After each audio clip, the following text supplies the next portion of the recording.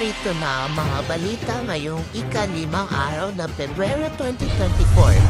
Senator Sorbiling sinanang hindi dapat padiliin at pag-aamyenda sa 1987 Constitution. Polika sa Marikina, ang rider pinagtulungang bugbugin ng mga kalalakihan sa kalsada nito. Seguridad sa kamera, mas hinigpitan, kasunod ng mga nagbanta umano sa mga ilang kongresita. Reklamo sedition, pinag-iisipang isampa ng isang gobernador laban sa mga nagstudents ng paghihiwalay ng Mindanao sa Pilipinas.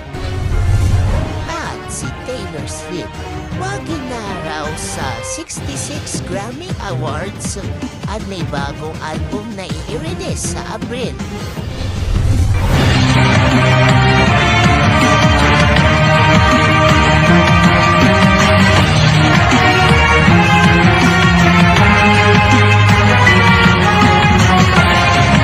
Onte 4 oras.